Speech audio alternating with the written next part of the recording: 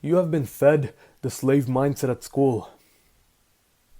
You have been taught that failure is something bad and dangerous. Each time you face failure at school, you are punished by the messed up education system. And now that you've grown up and you are faced with the challenges of the outside cruel world, where you have to face failure, you don't know how to deal with it. Guess what else school has taught you? To complain about your problems. Each time you face abuse at the hands of your classmates, you are told to complain, to run and complain to the teacher instead of stand up for yourself. When you stand up for yourself, you're punished, you're disciplined. And I've seen the results of this with my own eyes, and I'm still seeing them to this day. I've been teaching my brothers for their exams coming up later this year. I've been giving them the concepts of maths and English, and alongside that, I've been giving them life lessons. Because as an older brother, this is my responsibility, because I am like a father figure to them. If I don't give them these life lessons, no one else will. And about a week ago, I held a maths test. And the marking was a bit harsh. The maximum marks were 25 and you had to get 22 to pass. And both of them got about 18. And now you would have expected me to react like your teacher would have at school. To get pissed off at them. To get mad like, why did you fail? You should not have failed. This should not happen again.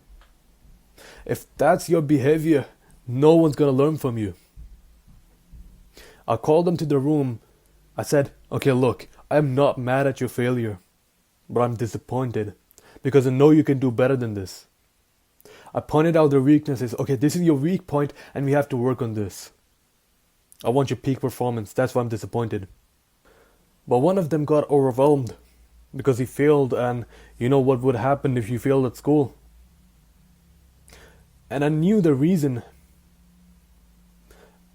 He had gotten so used to being ill-treated, punished by the fat feminine teacher at school who called it discipline, that he doesn't know now how to deal with failure.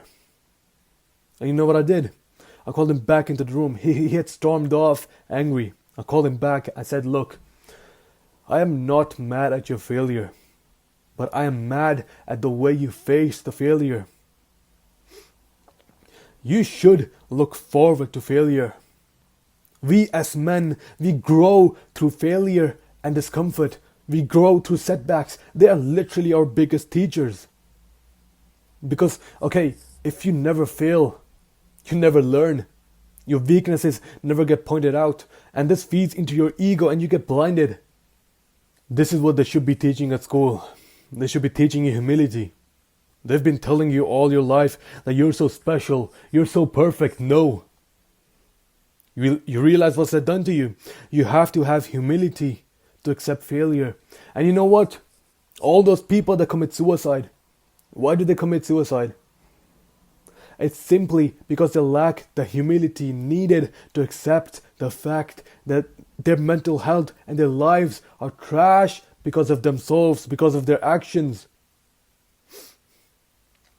If you do not have the humility to accept your shortcomings, then how will you improve? Have humility. Learn from your failures, learn from your mistakes and shortcomings. They literally point out your weak points and they're the best opportunity for you to grow. Even better, learn from my mistakes.